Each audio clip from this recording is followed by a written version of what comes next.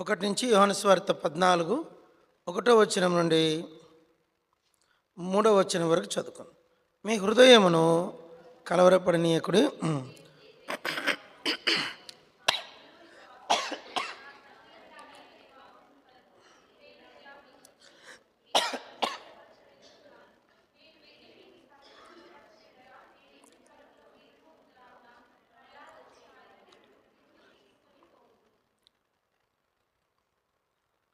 పరలోకపు తండ్రి, పరిశుద్ధమైన దేవా, కరుణించి క్షమించి ఈ పాపిని మన్నించమని వేడుకుంటున్నాం. సహాయం చేయండి. నీ దృష్టి ఎదుట మేము యథార్థవంతులంగా కనబడదము గాక. నీతిమంతులారా ఆనందగానం చేయడన్న వాగ్దానం నెరవేర్చు. యేసు ప్రభు పేరిట వేడుచున్నాం తండ్రి. ఈరోజు పాఠము ఏమిటంటే, నేనుండు స్థలంలో మీరును ఉండలాగున నా యొద్దకు నేను మిమ్మను తీసుకొని పోదును. అయితే ఈ మాట మనం ఒక 2 నెలలుగా ధ్యానిస్తున్నాం. ఈ వారంతో ఈ నెల అయిపోతుంది. అయితే మరి ప్రభు మనకు సాయం చేయగా అసలు ఈ మాట ఎందుకు చెప్పాడు అనేది మనం ఆలోచిస్తే, యేసుప్రభు వారు చేసిన 4 ప్రాముఖ్యమైన బోధలు ఉన్నాయి. యేసుప్రభు వారు చేసిన 4 ప్రాముఖ్యమైన బోధలు. వాటిలో మీరు చెప్పండి, చూద్దాం ఎంత మాత్రం జ్ఞాపకం ఉందో. ఒకటి చెప్పండి, కొండ మీది ప్రసంగం. ఎప్సెక్క నువ్వు చెప్పద్దు, చెప్పండి. కొండ మీది ప్రసంగం చెప్పండి. దోన మీది ప్రసంగం, గుడ్. ఒలీవల కొండల మీది ప్రసంగం. ఈరోజు మేడగది ప్రసంగం. పోయిన వారము ఒలీవల కొండ మీది ప్రసంగాన్ని క్లుప్తంగా చూసాం. అంత మనకు సరిపోలేదు, అది ధ్యానించలేకపోయినాం. అయితే ఈరోజు మనకి ఈ 4వ మేడగది 4వ ప్రసంగాన్ని మనము క్లుప్తంగా ఎక్కువ చూడలేము, ఎందుకంటే ఇదే సరిపోతుంది. ఇంకా 2వ వాగ్దానం ఉంది, మళ్ళీ 3వ వాగ్దానం ఉంది. మరి ప్రభు మనకు సాయం చేయగాక ఈ రోజుతో ఈ మొదటి వాగ్దానం క్లోజ్ చేసేస్తా. దేవుని చిత్తమైతే వచ్చే వారం నుంచి 2వ వాగ్దానాన్ని ధ్యానిద్దాం. ప్రభు చిత్తమైతే ప్రభు ఎట్లా నడిపిస్తాడు. అయితే ఈ మాటలో నా మేడగది ప్రసంగంలో యేసుప్రభు వారు చెప్పాలనుకున్న విషయాలని, ఇప్పుడు మనకు చాలా క్లోజ్ స్నేహితులు ఉంటే వాళ్ళని ఏమంటాం? ప్రాణ స్నేహితులు అంటాం. ఏమంటాం? స్నేహితులు వేరు, ప్రాణ స్నేహితులు వేరు. కొందరు ఉంటారు మనకు ప్రాణ స్నేహితులు అంటే ఎట్లా ఉంటారంటే, వాని కోసము ఎంతైనా ప్రయాసపడతారు. వాళ్ళ క్షేమం కోసము అహర్నిశలు వాళ్ళ పైకి తేవాలా, వాళ్ళని తీసుకురావాలా, వాళ్ళ కొరకు ఏమైనా చేయడానికి సిద్ధంగా ఉంటారు. ఈ యేసుప్రభు వారు చెప్పిన యాక్చువల్లీ ఈ మాట, నేను మీకు స్థలం సిద్ధపరచ వెళ్ళొచ్చున్నా అని చెప్పింది అందరికీ కాదు. మోటోకాట్లో ఉంది కదా, అది మనందరికీ అనుకోవడానికి లేదు. అది సార్వత్రిక సంఘ వాగ్దానానికి వీల్లేదు. అది బైబిల్లో ఉంది. కానీ ఏ సందర్భంలో చెప్పాడు ఆ మాట? ఎవరికి చెప్పాడంటే ప్రాణ స్నేహితులకు చెప్పాడు. ఎవరికి చెప్పాడు? ప్రాణ స్నేహితులు. ఎందుకు? యేసుప్రభు వారిని 4 రకాల మనుషులు వెంబడించారు. మీరు గమనిస్తే యేసుప్రభు వెంట వచ్చింది కొంతమంది. ఎందుకు వచ్చారు? రోగము బాగు చేసుకోవడానికి వచ్చారు, వ్యాధులు బాగు చేసుకోవడానికి వచ్చారు, దయ్యాలు బాగు చేయించుకోవడానికి వచ్చారు ఒక గుంపు. 2వ గుంపు ఏమిటి? తినడానికి వచ్చారు. 5 రొట్టెలు 2 చేపలు తిని ఇంకా జన సమూహాలు ఇంకేంలే మనకు అంతకంటే ఏం కావాలని దాని కొరకు వచ్చిన వాళ్ళు కొందరు ఉన్నారు. ఇంకొందరు ఎందుకు వచ్చారు? అద్భుతాలు చూడడానికి వచ్చారు. చెప్పండి. యేసుప్రభుని అడిగారు, మాకు ఒక అద్భుతం చేసి చూపివా అని అడిగారు మత్తయి సువార్తలో. కాబట్టి అద్భుతాల కోసం వచ్చేవాళ్ళు కూడా కొందరు ఉంటారు. 4వ గుంపు ఎవరంటే ఆత్మ సంబంధంగా యేసును గుర్తుపట్టి ఆయననుగా వెంబడించిన వాళ్ళు కొందరు ఉన్నారు. ఆ గుంపే అసలైన గుంపు. చెప్పండి, యేసుప్రభుని ఎవరెవరు వెంబడించారు? చెప్పండి. 4 గుంపులు. 4 గుంపులు చెప్పండి. దయ్యాలు, రోగాలు, వ్యాధులను బాగు చేయించుకోవడానికి వచ్చిన వాళ్ళు కొందరు. వాళ్ళు వస్తారు, పోతారు. మీకు తెలుసలేదో, దయ్యాలు పట్టిన వాళ్ళు వస్తారు, బాగైపోతారు, ఇంకా మళ్ళీ రారు. రోగాలు, వ్యాధుల కోసం వచ్చేటోళ్ళు వస్తారు, బాగైపోతారు, ఇంక మళ్ళీ రారు. ఇదొక గుంపు. ఇంకో గుంపు ఏముంది? తినడానికి వచ్చేటోళ్ళు. చెప్పండి. తినడానికి వచ్చేటోళ్ళు అంటే మనం రకరకాలు తీసుకోవచ్చు. యేసుప్రభు దగ్గర ఏదో ఆశించి వచ్చేవాళ్ళు. చెప్పండి. ఈ చర్చికి వస్తే నేను సేవకు వచ్చాడు, మా అమ్మ ఇదే అనింది, రే నువ్వు ఇంట్లో పని చేయడానికి దొంగెత్తేసుకొని ఇంట్లో పని తప్పించుకోవడానికి పోతున్నావు కదా అనింది. ఆ మాట ఇప్పటికి నన్ను ప్రశ్నిస్తుంది. ఆ మాట ఇప్పటికి మా అమ్మ అన్నట్లే గుర్తుంటుంది నాకు. చాలామంది యేసుప్రభుని ఎందుకు, అరే సేవకు వస్తే బాగుంటుంది, మంచిగా ఫుడ్ దొరుకుతుంది, తెల్ల బట్టలు దొరుకుతాయి, బైబిల్ బ్యాగ్ దొరుకుతుంది, ఎవరు చూసినా కానుకలు పెడతానే ఉంటారు, అందరూ ప్రైజ్లాట్లు చెప్తారు, మంచిగా ఉంటుంది లైఫ్, బోధలు చేయొచ్చు, అందరు ప్రైజ్లాడ్ అంటారు, పాస్టర్ అంటారు. మన కథ తిరిగిపోతుంది. పాస్టర్ ఒక పేరు పెట్టుకుంటే చాలు అనే వాళ్ళు కూడా చాలామంది లేరండి. చాలామంది ఉంటారు, మీకు తెలియదు కానీ చెప్తే మనం ఇది ఆన్లైన్లో పోతుంది. కాబట్టి చాలామంది ఏం చేస్తున్నారు, ఇప్పుడు కింద పేరు, సెల్ నంబరు, కింద అకౌంట్ నెంబర్ పెడుతున్నారు. ఏం పెడుతున్నారు చెప్పండి? ఎస్బీఐ అకౌంటు, మళ్ళీ ఐఎస్ఎఫ్ఎస్ నంబరు, తర్వాత ఎస్డి అని అన్నీ పెడుతున్నారు. మీ కానుకలు పంపండి అనేటోళ్ళు చాలామంది ఉన్నారు. మీటింగ్ అయిపోయిన కొన్ని సంఘాలలో ప్రతి మీటింగ్కి కానుకలు పడతారు. చెప్పండి, ప్రతి మీటింగ్కి పట్టరండి. నేను ఒకసారి పెళ్ళికి పోయినా, పెళ్ళైనా కానుకలు పడతారు. అరే పెళ్లిలో కూడా కానుకలు పడతారు. కొన్ని చోట్ల నేను హెబ్రోన్లో ఉన్నప్పుడు నేను నాకు వేరే పరిచయం చేశాను బాలనగర్కి. ఆడ పెద్ద మీటింగ్లు జరుగుతున్నాయి, టైం ఉంది.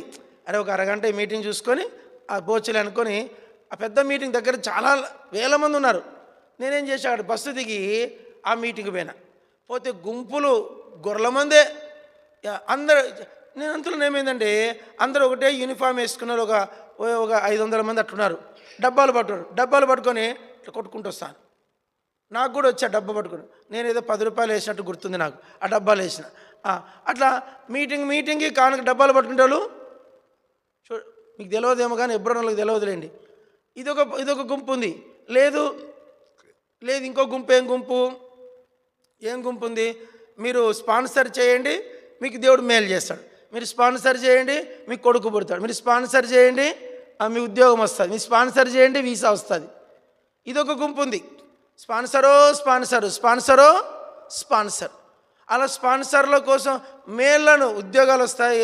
వాళ్ళు చెప్పేదాంట్లో చూడండి, స్పాన్సర్ చేయండి ఉద్యోగం వస్తుంది, స్పాన్సర్ చేయండి వీసా వస్తుంది, స్పాన్సర్ చేయండి కడుపు పండుతుంది, స్పాన్సర్ చేయండి పెళ్ళి అవుతుంది, స్పాన్సర్ చేయండి రోగం పోతుంది, స్పాన్సర్ చేయండి మీ పాపం పోతుంది అని చెప్పేటోళ్ళు ఒక్కరన్నా ఉన్నారా?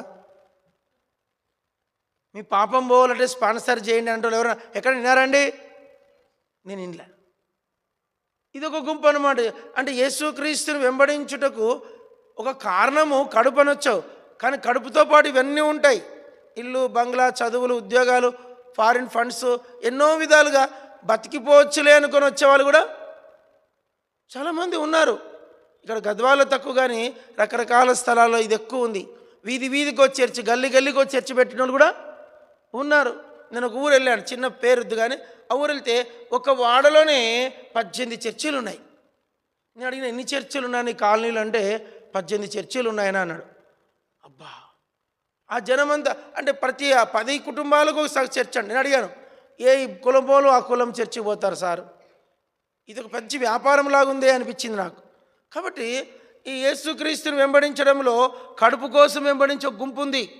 అంటే కడుపు అంటే బుడ్డే కాదు, బ్రతక నేర్చినోళ్ళు. చెప్పండి, నాకు ఒక పేరు పెట్టారు, వాడా బతక నేర్చినోడు అన్నారు.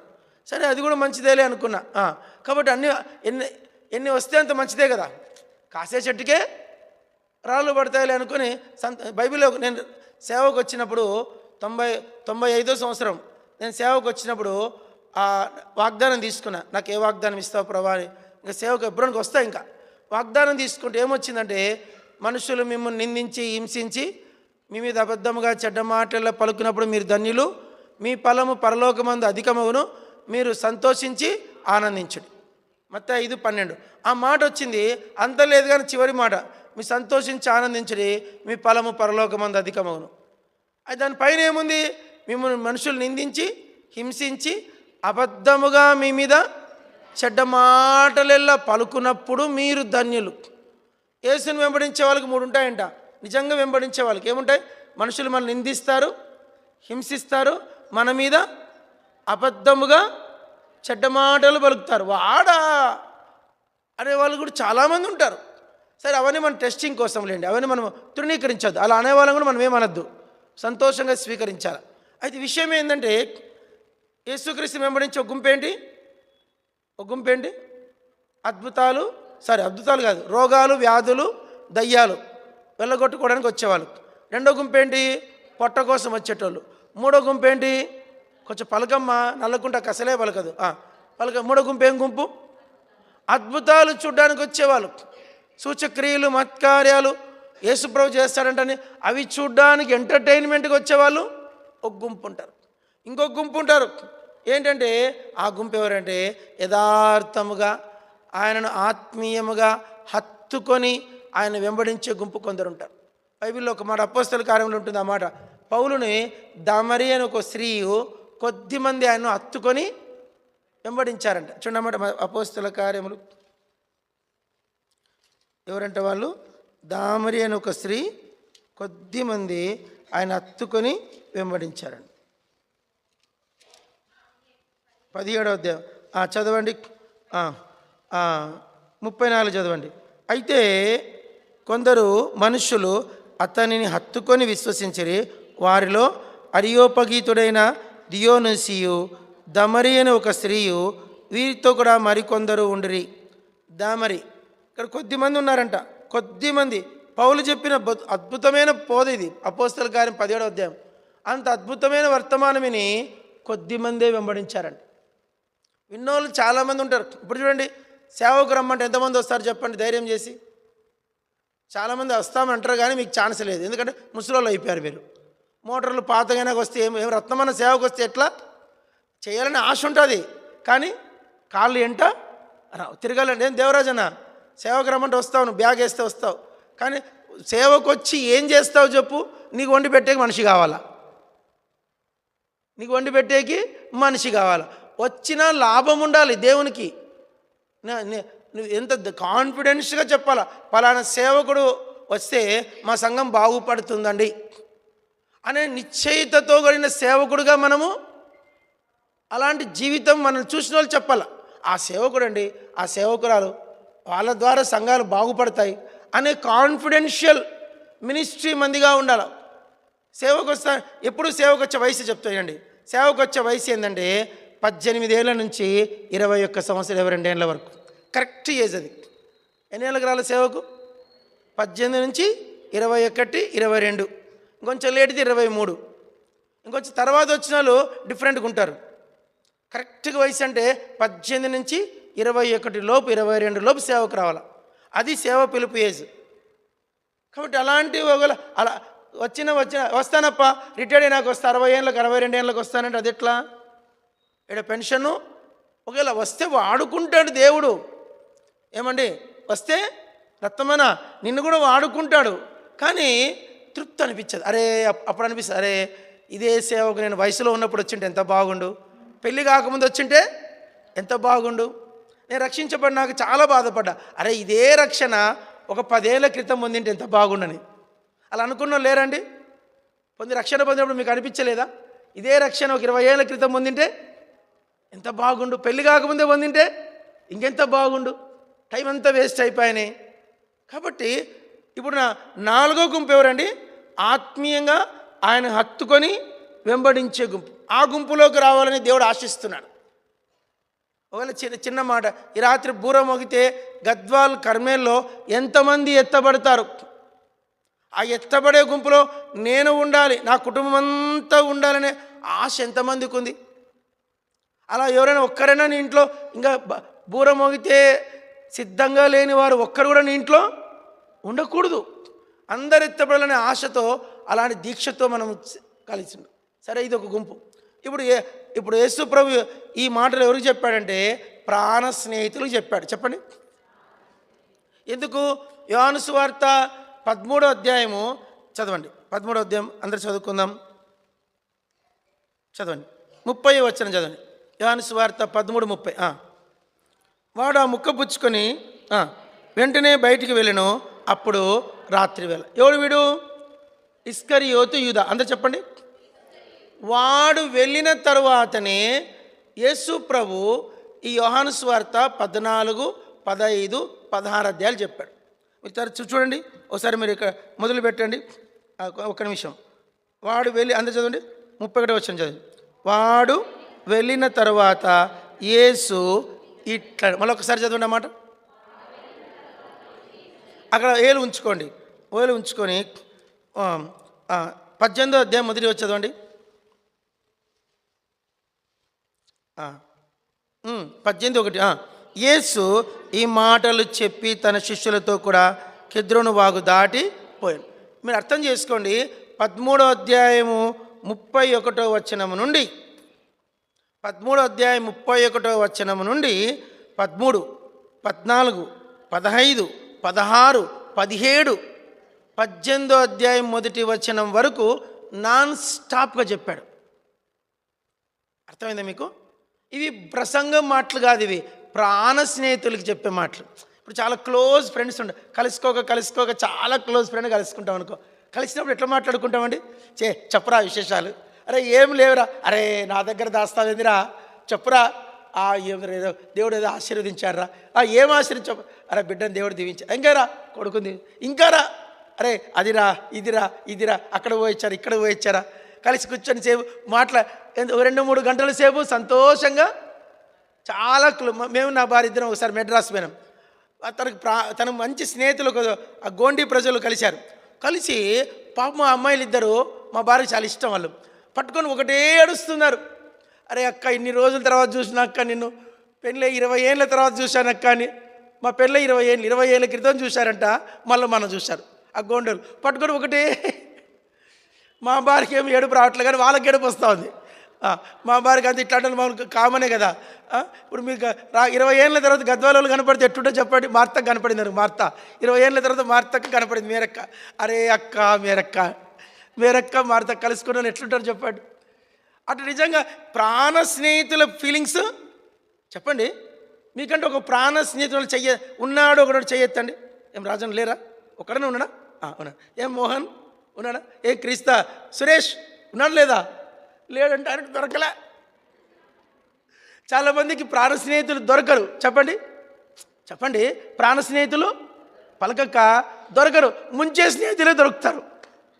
ఏం దొరుకుతారు చెప్పండి? నిన్న ముంచే స్నేహితులే దొరుకుతారు. నమ్మావో ముంచి నిన్న అడ్రస్ లేకుండా అమ్మేసిపోతారు.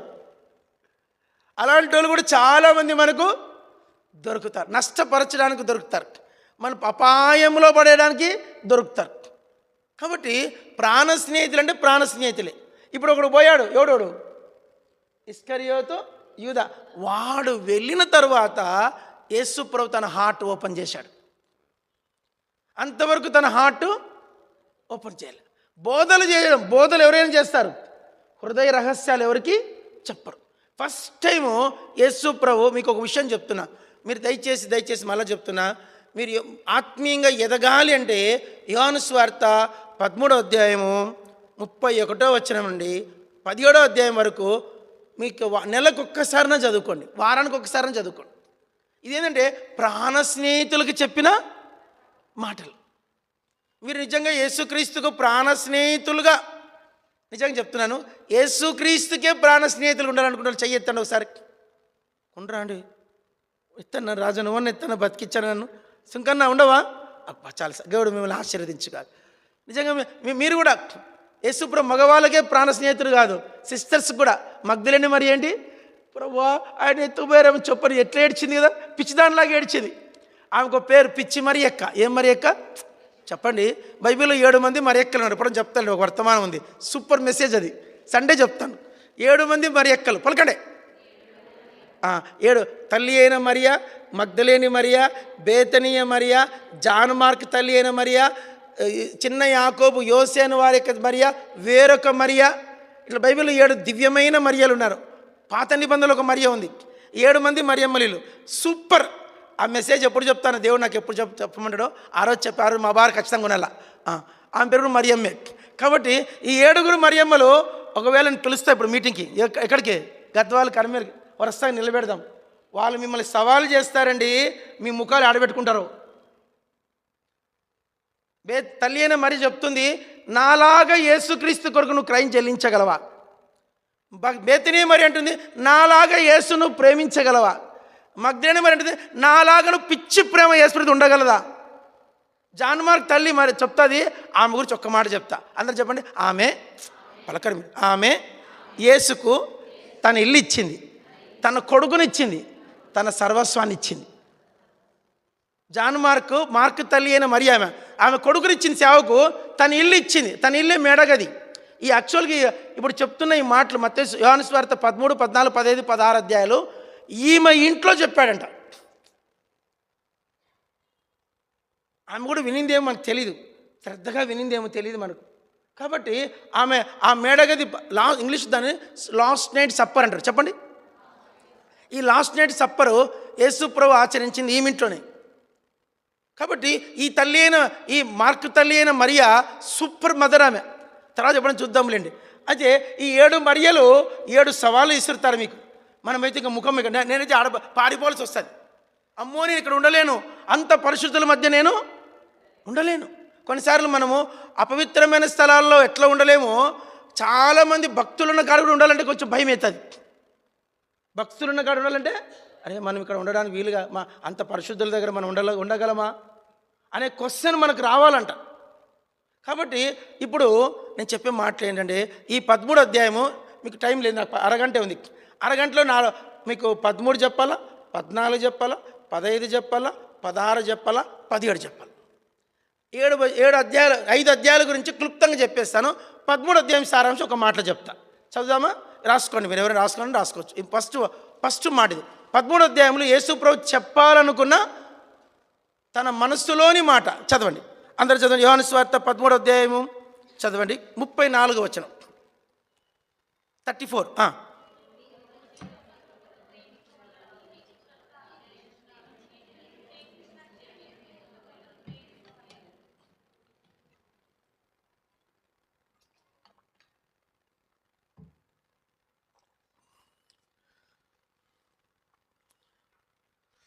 అందరు చెప్పండి. గోల్డెన్ లా చెప్పండి, ఇంగ్లీష్ చెప్పండి. గోల్డెన్ లా, ద బంగారు ఆజ్ఞ చెప్పండి. ఇది నేను మీకు అందరు చెప్పండి. నేను మీకు కొత్త ఆజ్ఞ ఇచ్చుచున్నాను. It's a new commandment. కొత్త ఆజ్ఞ. ఏంటి కొత్త ఆజ్ఞ అంటే చాలామంది దీన్ని ఎట్లా తీసుకుంటారు నాకు తెలియదు. ఇది బైబిల్ అంతటిని ఒక మాటలో రాసిందండి వాక్యం. మీకు బైబిల్ అంతా అవసరం లేదండి.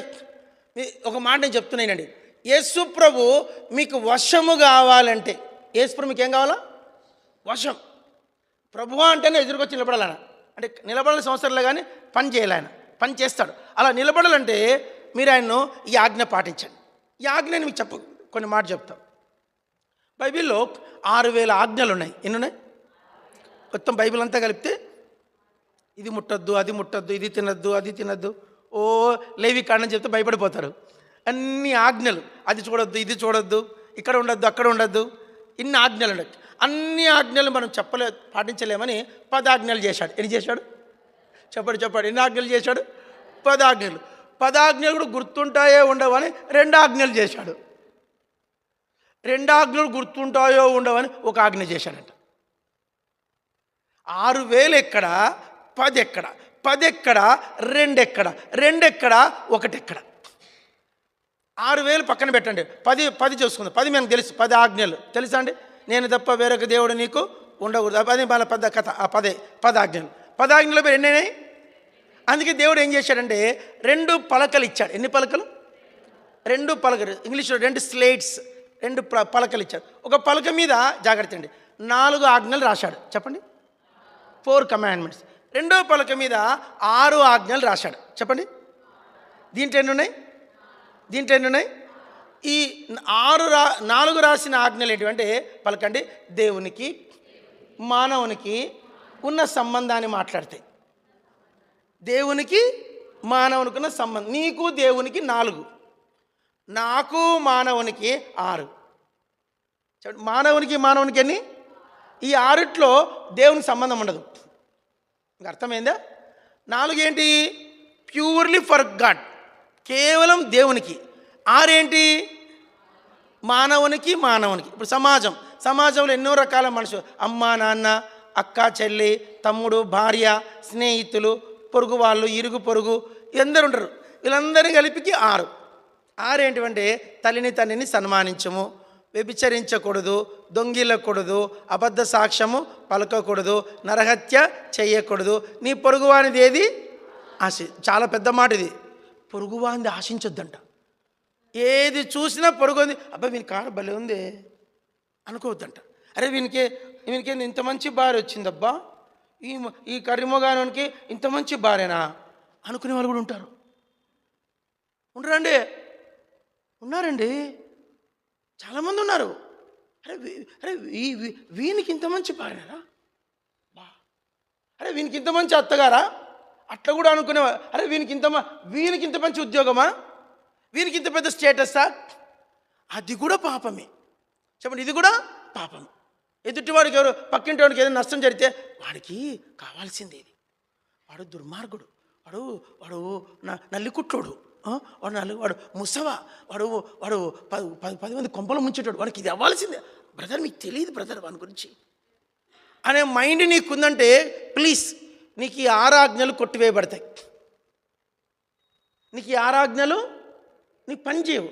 ఒక మాట చెప్పనా, మన హృదయానికి పరలోకానికి ఎప్పుడు కనెక్షన్ ఉంటుంది. మన హృదయంలో ఏమి మాట్లాడుకున్నా, నీలో నువ్వు మాట్లాడుకునేది కూడా పరలోకం వినపడుతుంది. మైకి పెట్టి వినపడుతుంది. మైకి పెట్టి కూర వడ్డించినప్పుడు కొందరు కూర గంట తీసుకుంటారన్నమాట. తీసుకొని దాంట్లో కూడా వాళ్ళు మిగిలించుకుంటారు. నేను చాలామందిని చూశాను అక్కోలని. మెయిన్ ఆడోళ్ళకు ఉంటుంది జబ్బు. కూర గంట వంచేటప్పుడు కూడా ఆ గంటను వాళ్ళు కడుపు నిండా తినిపోవాలనేది ఉండదు. మనకి ఎంత తిన్నా మనకు శక్తి ఉండదు. ఆ గంటను కూడా సగం మిగిలించుకొని వడ్డిస్తారన్నమాట. చాలామంది ఉన్నారు. కొంత దాచుకొని వడ్డించేటోళ్ళు కొందరు ఉన్నారు. ప్రేమ విందులప్పుడు మరి ఎక్కువ ఉంటుంది ఇది. ప్రేమ విందులప్పుడు మందిరాలు చాలా ఎక్కువ డేంజర్ ఇది ప్రభావం. మన దగ్గర ఎక్కడే కానీ మన హృదయంలో పొరుగువాన్ని ప్రేమించాలి. సరే, పొరుగువాన్ని ప్రేమించాలా? ఈ 10 ఆజ్ఞలు కలిపి 2 ఆజ్ఞలు చేశాడు. చెప్పండి, దేవుణ్ణి ప్రేమించాలా, పొరుగువాన్ని ప్రేమించాలా? చెప్పండి, పొరుగువాన్ని. ఈ 2 కలిపితే 2 ఆజ్ఞలు, 2 పలకల సారాంశమే. సరే, 2 అయిపోయినాయి. ఈ 2 కూడా మోయలేని బ్రదర్ అంటే ఒకటే చాలబ్బా. 2 కూడా వద్దు బ్రదర్ అంటే ఒక్కటి చాలు.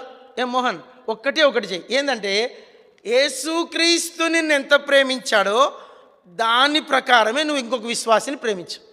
విశ్వాసనే కాదు, అన్యున్నే కాదు, శత్రువునే కాదు, పరాయివాన్ని కూడా. మనం ఏంటంటే మనకు దగ్గర 3 నీతులు ఉంటాయంట. అందరు చెప్పండి, ఎన్ని నీతులు పలకరేటంటే? 3 చెప్పండి. దేవుని నీతి, మానవ నీతి, మనుష్య నీతి. లేదు ఇట్లా తీసుకుందాం. సరే లేకుండా దయ్యము నీతి, మానవుల నీతి, దేవుని నీతి. దయ్యము నీతి ఏంటి? మేలు చేసినోని కూడా కీడు చేస్తుంది. మీ ఇంట్లో బువ్వ తిని మీ గురించి చెడ్డగా చెప్తాను. నీ సొమ్ము తిని నా సొమ్ము నీకు ₹1 పెట్టిండును, నీ సొమ్మే తినింటా, కానీ నీ గురించి పక్కన చెడుగా చెప్తా, నీ గురించి చెడుగా మాట్లాడతా, నీ గురించి చెడు ఆలోచిస్తా. వాడే దయ్యపు జాతికి చెందినవాడు, రాక్షస జాతికి చెందినవాడు. దయ్యము నీతది. నీకు మేలు చేసిన వానికి కూడా కీడు చేసేవాడే దయ్యం నీతది. 2వ నీతి ఉంది, మానవ నీతి. నా ఇంటికి వచ్చావు కదా, నేను మీ ఇంటికి వస్తాను. మా ఇంటికి భోజనానికి వచ్చావు కనుక మీ ఇంటికి భోజనానికి వస్తా. నా పెళ్ళికి వచ్చి నువ్వు 1000 పదార్థాలు పెట్టావు కనుక నీ పెళ్ళికి వచ్చి 1000 పదార్థాలు పెడతా. నువ్వు మా ఇంట్లో సావుకి వచ్చావు కనుక మీ ఇంటి సావుకి నేను వస్తా. నా మేలు కోరావు కనుక నీ మేలు నేను కోరుతా. ఇది మానవ నీతి. ఇంకో నీతి ఉంది, నాకు నువ్వు శత్రువైనా, నా కీడు చేసినా, నాకు అపకారం చేసినా, నాకు నువ్వు ద్రోహం చేసినా, నాకు నువ్వు శత్రువైనా నేను నీకు మేలే చేస్తా. వాడే దైవస్వరూపి. మీకు ఏది కావాలో చెప్పండి? దయ్యం నీతి కావాలా, మానవ నీతి కావాలా, దేవుని నీతి కావాలా? చెప్పను సీయమ్మ. అబ్బా, మానవ నీతి లేకున్నా పర్లే, దేవుని నీతి కలిగి ఉంటే మానవ నీతి ఆటోమేటిక్గా ఉన్నట్లే. చెప్పండి, దయ్యం నీతి ఏంటి? మేలు చేసేవానికి కూడా కీడు చేస్తుంది. 2వది ఏంటి? మానవ నీతి ఏంటి? మేలు చేసేవానికి మేలు చేస్తుంది. దయ్యం నీతి ఏంటి? దేవుని నీతి ఏంటి? కీడు చేసిన వానికి కూడా శత్రువుకు కూడా మేలు చేస్తాడు. అదే యేసు నీతి. ఇప్పుడు యేసుప్రభు చెప్పింది ఏంటంటే, నేను నిన్ను ప్రేమించినట్లే నీవును ఒకరినొకరు ప్రేమించు. అదొక్కటి చెయ్యి. యేసుప్రభుని ఎంత ప్రేమించాడు? నా లెక్కలేని పాపం పాడేది, లెక్కలేని పాపము నుండి నా నుండి తీయుటకు నా కోసం వచ్చినవాడు. మన పాడుతుంది కదండి, లెక్కలేని పాపము నా నుండి తీయుటకు నా కోసం వచ్చిన నామం. మన సండే పాడిన కదా, అన్యుడాని తలంచక ధన్యునిగా చేసి, అన్యుడాని తలంచక ధన్యునిగా చేసి, పరిశుద్ధ పుణ్యనామం హల్లెలూయా శ్రీ యేసు నామం, అసమ్మన నామం పాపికి ఆశ్రయన. మన బాగున్నాం కదండి, ఎప్పుడో వేరే ఆ బుక్లు ఆడో వాడేసి ఉంటుంది. నా దగ్గర అన్నీ అయిపోయినాయి, ఒకటి లేదు ఇక్కడ, అయిపోయినాయి. సరే, వాళ్ళు ఎప్పుడని చూద్దాం. కాబట్టి అన్యుడని తలంచక లెక్కలేని పాపము నుండి నా నుండి తీసివేసి నన్ను ధన్యునిగా చేసిన నామం.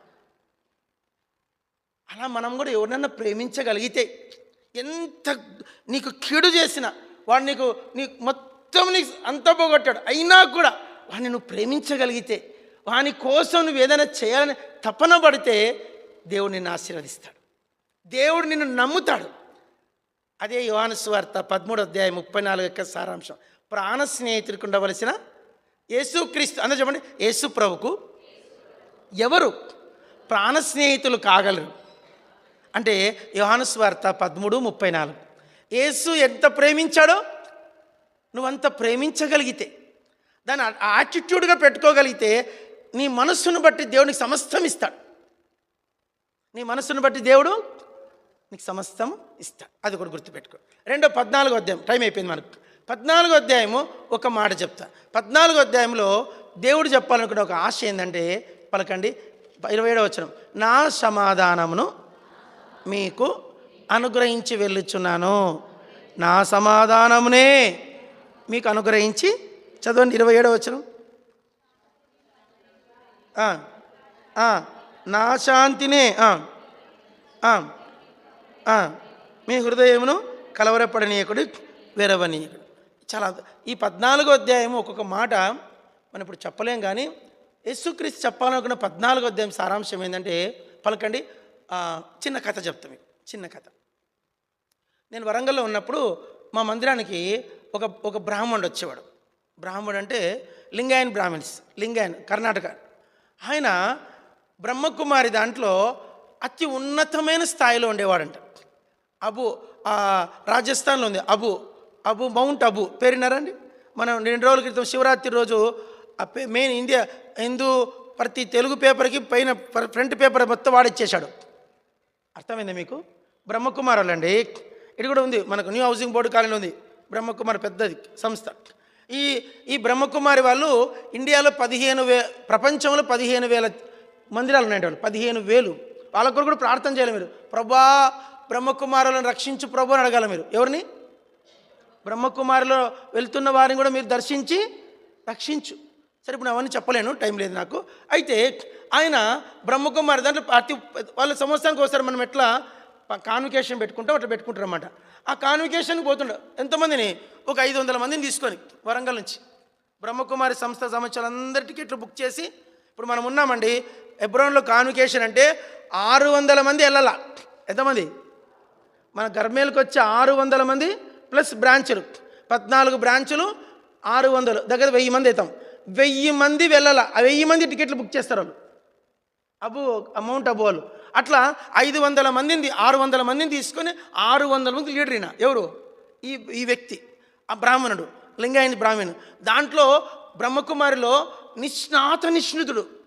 అంటే ఇంకా మనకి ఎట్లా హెబ్రోన్లో స్పెషల్ స్పీకర్ జయరాజ్ అనే లెవెల్, అంత ఎప్పుడు తెల్లబట్లే మంచిగా, ఎంత ఎప్పుడు బ్రహ్మకుమారి సీల్ వేసుకొని రోడ్ల మడిపోతాడు. ఆయన చూస్తే అందరు నమస్కారం పెడతాడు. ఆయన స్పీచ్ కోసము ఆ బ్రహ్మకుమారి సంస్థలో అందరూ వెయిటింగ్ అనమాట. అంత బాగా చెప్తాడు బ్రహ్మకుమారి సంస్థకు. అటువంటి ఆయన రాజస్థాన్కి కాన్వికేషన్కి తీసుకుపోతాడు, మౌంట్ అబుకి. పోతా ఉంటే ఆ రైల్లో మన హెబ్రోన్ సిస్టర్ ఉంది. వీళ్ళందరం చూసిందంట. ఒకటే ప్రార్థన చేసిందంట. ఆయన దగ్గరికి వెళ్ళింది. ఆయన అంటే ఓం శాంతి అన్నాడు. ఏమని చెప్పండి, పలకండి ఓం శాంతి. ఈమె ఓం శాంతి అని ఆయన అనుకుంటా, ఈమె కూడా ఓం శాంతి అనుకున్నాడు. అనుకుని ఇద్దరు కలిసి కూర్చున్నారంట. కూర్చొని బయలుదేరుతుందంట, పోతున్నారంట. ఆమె పెళ్లి కాని అమ్మాయి, పెళ్లి కాలేదు, ఒక 24 ఏళ్ళ వయసు ఉంటుంది. బొమ్మ ఆమె, బొమ్మ భార్య కూడా చూసింది ఆమె. బొమ్మ, ఇది కథ కాదు, నిజంగా జరిగింది. పిలిపిద్దాం వీలైతే ఒకరోజు ఆమె కూర్చొని చాలా ప్రేమగా, ఈయన మీ నంబర్ చెప్తే బ్రహ్మకుమార్ అంత మంచిగా ఉంటారు. అన్నీ చెప్పిన తర్వాత ఈ వాక్యం చెప్పిందంట. యేసుప్రభు ఆయన బ్రహ్మకుమార్ అని వినిందంట. ఈమె కూడా ఒకటే చెప్పిందంట, నేను ఒక మాట చెప్తాను, చెప్పండి. ఓం శాంతి అన్న మాట బైబిల్లో ఎక్కడుందనంట, యోహాను సువార్త 14:27. నా శాంతినే మీకు నేను అనుగ్రహించుచున్నాను. అంటే ఏమిటనంట, దీని అర్థం అంత సులభంగా అర్థం కాల. ఇది పరలోకములో ఉండే శాంతి. చెప్పండి, ఈ భూలోక శాంతి కాదు, పరలోకములో ఉన్న ఆ మోక్షములో ఉన్నటువంటి ఆ శాంతిని యేసు ప్రభునందు విశ్వాసం ఉంచుతానే మన హృదయంలోకి వస్తుందన్నట్టు. ఆయన ఆ మాట చెప్తానే స్టండ్ అయిపోయాడు. కొంచెం ఆలోచనకి, అంటే నేను పొందిన శాంతి సరైన శాంతి. మాట్లాడితే మనం ఎట్లా ప్రైజ్ దిలాడ్ అంటామో, ముస్లిం సలాం అలైకుం అంటారో, వీళ్ళు చెప్పే మొదటి మాట ఏంటంటే ఓం శాంతి. ఆ మాటకు శాంతి అన్న మాట అక్కడుంది. అది మన హృదయంలోకి రావాలంటే ఆయన ఇవ్వాలా, ఆయన ద్వారానే వస్తుందని చెప్పేసరికి మీరు నమ్మరు. చెప్తే మౌంట్ అబూకి వెళ్తున్న మనిషి టికెట్ అక్కడి నుంచి రిటర్న్ వచ్చేసి మళ్ళీ వరంగల్ వచ్చేసాడు. ఆమె వెంట పట్టుకొని ఆమె ద్వారానే మన ఎబ్రోన్ చర్చికి వచ్చి కాజీపేట బ్యూలా మందిరం రెగ్యులర్గా వచ్చి ఆ రోజుతో బ్రహ్మకుమారికి రిజైన్ చేసేసి మామూలు మనిషిలాగయ్యి బైబిల్ తెలుసుకొని బైబిల్ చదివి ఇప్పుడు సేవకుడయ్యాడు. Full time God servant. ఆయనే ఆ అమ్మాయిని పెళ్లి చేసుకున్నాడు. ఇది జరిగింది, కల్పనా కథ కాదు, ఇది జరిగింది. నా కళ్ళతో ఏమ్మాయి అబద్ధం చెప్తున్నా, చెప్పమ్మాయి, అవునా అబద్ధమా నిజమా? నిజం. మా భార్య ₹1,00,000 ఇచ్చిన అబద్ధం ఆడదు, మీకు నేను రాసిస్తా. మీరు ఆడతాడేమో కానీ మా భార్యతో ఒక అబద్ధం ఆడిచ్చాను చూద్దాం, ఆడదు. 99 నాకు తెలిసి ఆడలేదు ఇంతవరకు నా 20 ఏళ్ళ కుటుంబ జీవితం. ఒక్క అబద్ధం ఆడదు.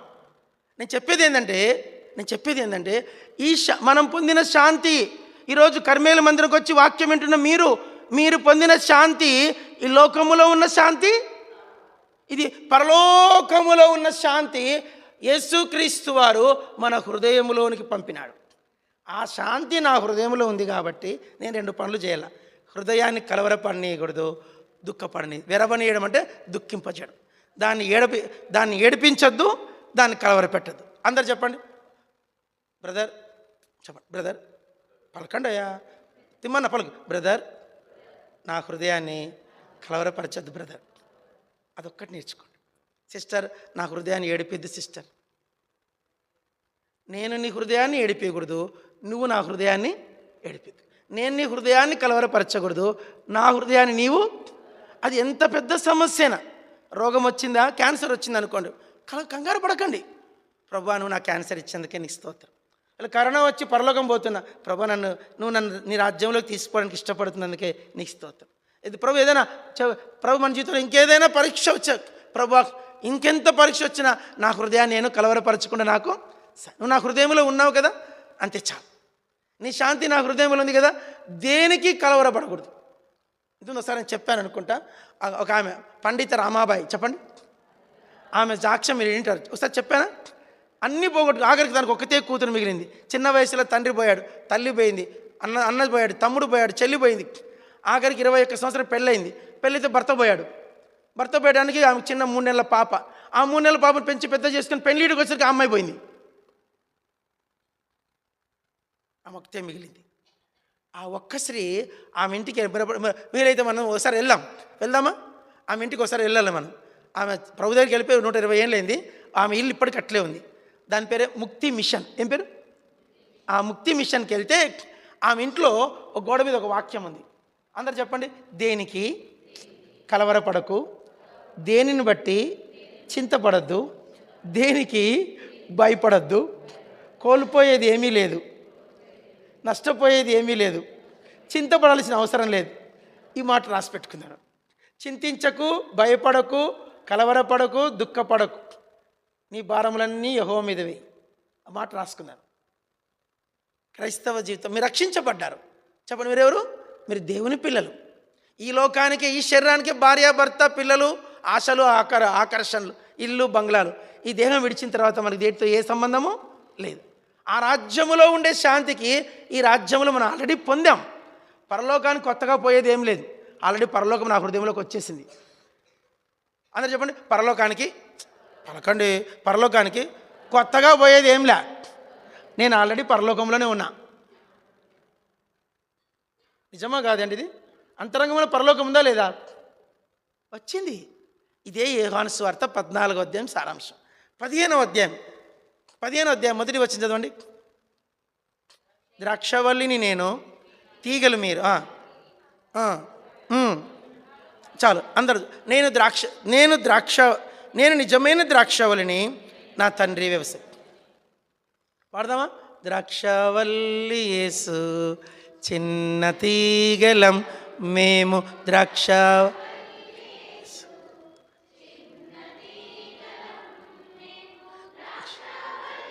లో నిలచియుండెదం, ద్రాక్షవల్లిలో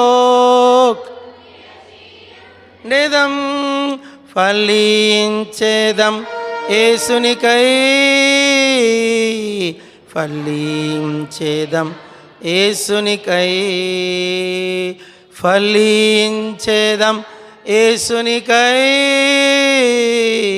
ఫలించేదం యేసునికై. ఈ కీర్తనలో, ఈ యోహాను సువార్త 15వ అధ్యాయంలో యేసుప్రభు మనతో చెప్పాలనుకున్నది ఏంటంటే, మీకు తెలుసు, మీరు నాకన్నా తెలివైన వాళ్ళు. ఇప్పుడు ఒక చెట్టు ఉందండి, ఒక చెట్టు ఉంది. చెప్పండి, ఒక చెట్టు, లేక ఒక ద్రాక్ష చెట్టే ఉంది.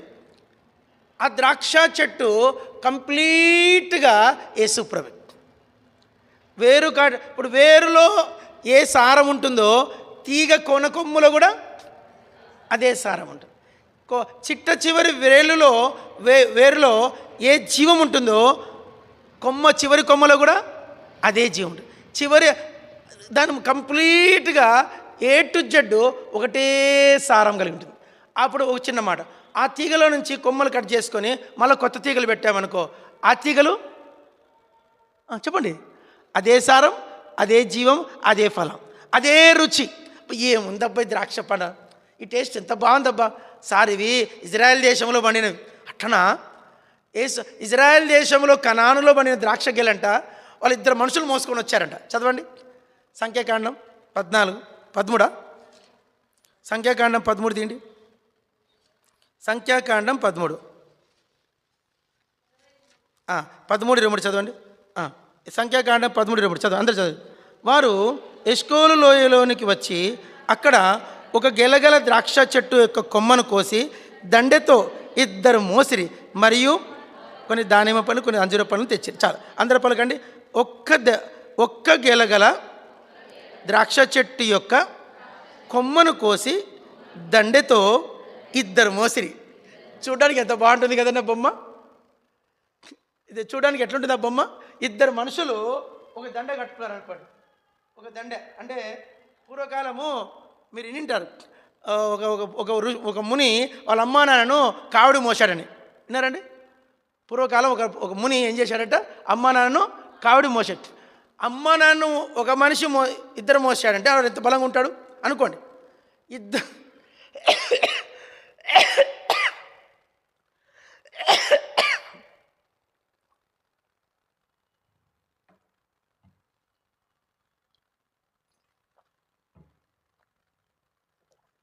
ఇక్కడ 2 మనుషులు కలిసి ఒక గెల మోసారంట.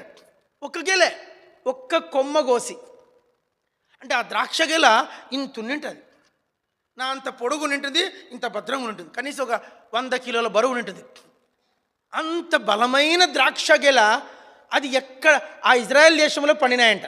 మనకు తెలియదు ఆ కథ, మనం చూడలేదు, బైబిల్ చెప్తుంది, మనం నమ్మాల. నిజంగా ఎక్కడ ఆ కొమ్మ దానట్న ఆ కొమ్మ అట్లే పండుతుంది. ఒకసారి నేను కథ చదివాను బైబిల్ చరిత్రలో. ఇజ్రాయెల్ దేశంలో యేసుక్రీస్తు వారి కాలములో ఉన్న ద్రాక్ష చెట్టు అంట ఇంకా బతికే ఉన్నాయంట. మీకు ఇంత తెలుసా? భూమి మీద మరణము లేని చెట్టు అంటే ద్రాక్ష చెట్టేనంట. కనీసం 500 ఏళ్ళు 1000 ఏళ్ళు బతుకుతాయంట. ఒకటే కొమ్మ. దాన్ని నాటామంటే, దాన్ని కనుక మంచిగా చూసుకున్నామంటే ఇంకా దానికి ఏముండదు, చావు ఉండదు. అది ద్రాక్ష చెట్టు. దానికి సావే లేదు, దానికి కాపే మానదు. ఇంత చెప్పనా, ఎన్ని కత్తెరలు పడితే అన్ని తెగ్గలలు వస్తాయంట. ద్రాక్ష తోట సేద్యం చేసేవాళ్ళు చెప్పేది ఏంటంటే, ద్రాక్ష చెట్టుని అట్లా వదిలేసామనుకోండి పంట ఇదంట. దానికి ఏం చేయాలా, కత్తెరేలా మంచి ఒట్టి తీగ ఓ మాట చెప్పండి, బోడి చేయాల. ఏం చేయాలా, బోడి చేసి కింద ఎరువేలా వేసి మనం నీళ్ళు కట్టి పండుకున్నామంటే ఒక 10-12 రోజుల కల్లా తీగ చెట్టు నిండా గెలలు ఉంటాయి. ఒక ఇంత చెప్పన, ఎన్ని కత్తెరలో, అందరూ ఒకసారి చెప్పండి, ఎన్ని కత్తెరలో అన్ని గెలలు. అంటే ఎన్ని కత్తెరలు పడితే అంత పంట. నీకు కూడా ఆత్మీయ జీవితంలో యేసుక్రీస్తే ద్రాక్ష చెట్టు. ఆ చెట్టులో తీగలు మనం చెప్పండి. అబ్రాహం అన్న ఒక తీగ, కే రాజన్న ఒక తీగ, సాంబన్న ఒక తీగ, మేరక్క ఒక తీగ, జయశీల ఒక తీగ, తిమ్మన్న ఒక తీగ, కొండమ్మ ఒక తీగ, పుష్పమ్మ ఒక తీగ. ఈ తీగలు ఏం కావాలంటే ఫలించాలంటే కత్తెరేయాల. ఎన్ని కత్తెరలు పడితే నీవు ఫలించట్లేదు ఎందుకురా బాబు అంటే, నీకు ఏం పడలే, కత్తెర పడలే. నువ్వు కత్తెర ఒప్పుకో కదా. నువ్వు మాట అంటే మూతి ముడుచుకొని సోరకాయ మూతి పెట్టుకుంటావు. ఎంత మూతి, సోరకాయ మూతి. ఇంక మళ్ళా వారం గుడికి రావాలంటే రాక ఏం చేస్తావు, కథలు మారిపోతాయి. ముట్టుకుంటే తెలుగులో ఒక పువ్వు ఉంది, ముట్టుకుంటే ముడుచుకుంటుంది అండి. అదేదో అత్తిపత్తి ఆకు, అత్తిపత్తి చెట్టు. ఏం చెట్టు, అత్తిపత్తి. ఆ చెట్టు పేరు అత్తిపత్తి. దాన్ని ముట్టుకుంటే ముడుచుకుంటుంది. నువ్వు అదే ముట్టుకుంటే ముడుచుకుంటావు, లేదంటే సొరకాయ అవుతావు, లేదంటే ఇంకా మూతెత్తి పెట్టుకుని రానే రావు. అక్క ఇంత పెద్ద మాట అనేది నేను రానుపో. నిజంగా నువ్వు ఫలించే ద్రాక్ష చెట్టు. అక్క ఇంకొంచెం తిట్టక్క, అక్క నన్ను ఏందక్క, నువ్వు తిట్టడమే లేదక్క, నన్ను ఒక్క దెబ్బ కూడా కొట్టవేందక్క నువ్వు అన్నల్లా.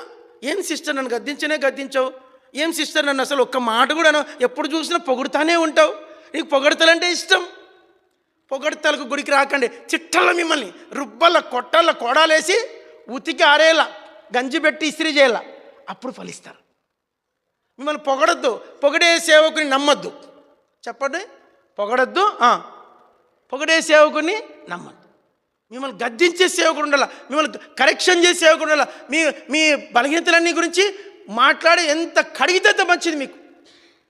అప్పుడు ద్రాక్షవల్లి యొక్క అనుభవంలోకి మనం వస్తాం. చదవండి అన్నమాట, చదవండి. యోహాను సువార్త 15వ అధ్యాయం ఒక మాట ఉంటుంది, పనికిరాని తీగలను, ఎక్కడుందన్నమాట, ఎవడైనా నా యందు నిలిచి, ఎవడి 6వ వచనమా, తీగ పారవేయబడి, 2వ వచనం, 2వ, నాలో ఇక్కడి నుంచి, నాలో ఫలింపని ప్రతి తీగను ఆయన తీసి పారవేయను. గుడ్. ఫలించు ప్రతి తీగ మరి ఎక్కువగా ఫలింపవలని దానిలోని పనికిరాని తీగలను, అందరు చెప్పండి, ఫలించే తీగలో పలకండి అన్నమాట. ఫలించే తీగలో కూడా పలకరండి, పలుకు ప్రభాకరు చెప్పు. ఫలించే తీగలో కూడా కొన్ని పనికిరాని తీగలు ఉంటాయి. మళ్ళీ చదవండి 2వ వచనం, నాలో ఫలింపని ప్రతి తీగను ఆయన తీసి పారవేయను. ఓకే, బాగానే ఉంది. ఫలింపలేదు కానీ తీసేశాడు, వెరీ గుడ్. ఫలించు ప్రతి తీగ, ఫలించే ప్రతి తీగ మరి ఎక్కువగా ఫలింపవలనని నాలో, దానిలోని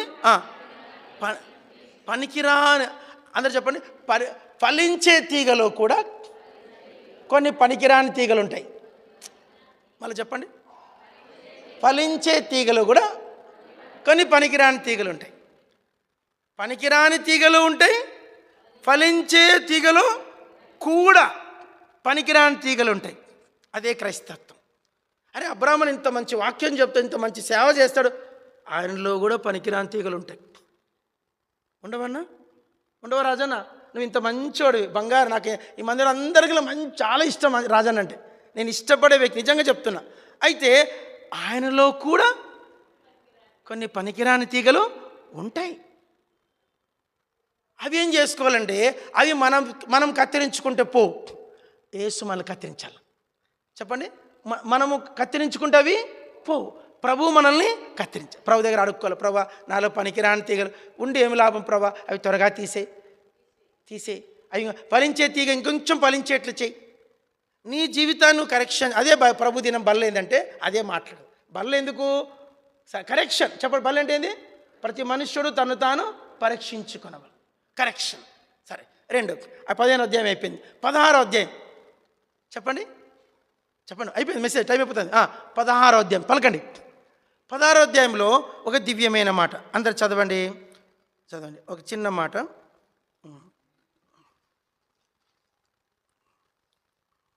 ఎల్లప్పుడూ మీతో ఉన్నటకు నేను మిమ్మల్ని అనాథలుగా వదిలిపెట్టు. ఎక్కడుంది మాట? నేను మిమ్మల్ని అనాథలుగా వదిలిపెట్టు. చివరిలో యోహాను సువార్త 16వ అధ్యాయం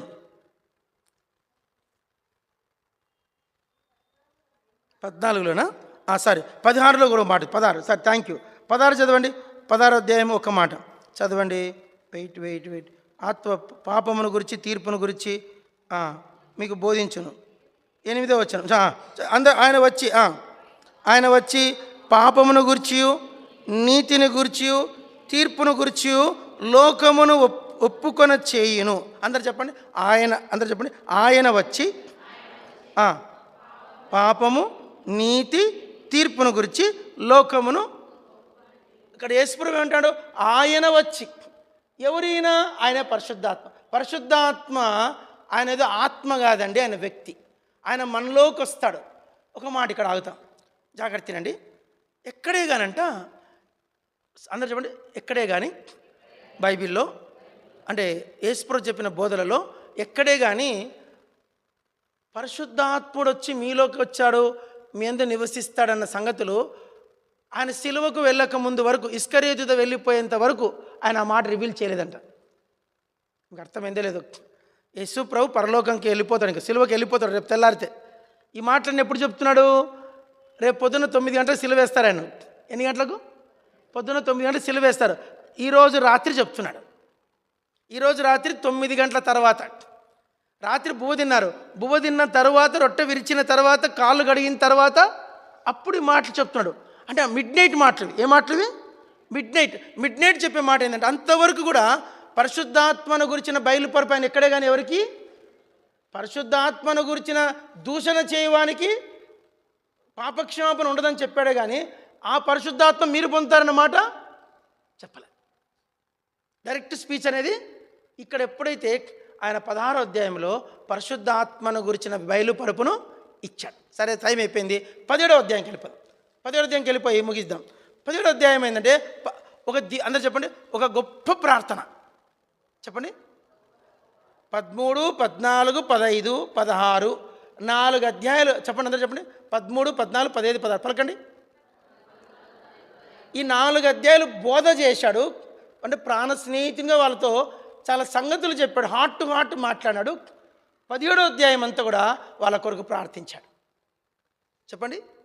17వ అధ్యాయం అంతే. 17వ అధ్యాయము మొత్తం ఏంటి? ప్రార్థన. ఇంకా ఏముండదు అక్కడ, బోధ ఉండదు. ఈ 17వ అధ్యాయంలో ఏం లేదు బోధ, ఓన్లీ ప్రేయర్. నేను అనుకుంటాను బైబిల్ గ్రంథములో ఉన్న అతి పెద్ద ప్రార్థన ఇదే. బైబిల్ గ్రంథములో ఉన్న చెప్పండి అన్నమాట అతి పెద్ద ప్రార్థన. చెప్పండి.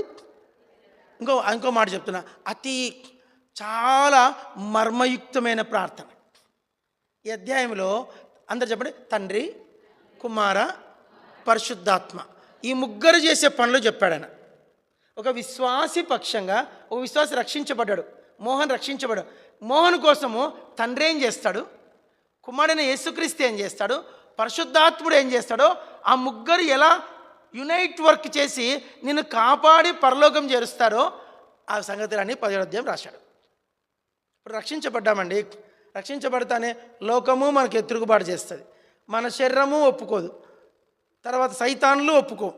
రక్షించబడిన ప్రతి ఒక్కరికి 3 శత్రువులు ఉంటారంట. ఎంతమంది శత్రువులు? ఎవరైనా 3 శత్రువులు?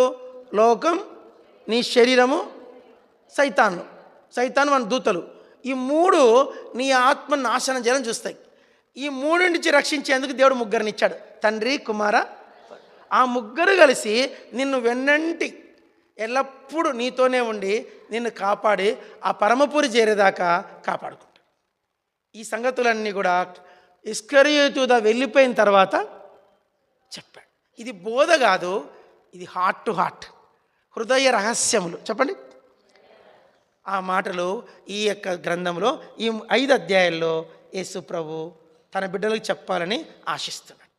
ప్రభు ఈ మాటలు దీవించుగాక.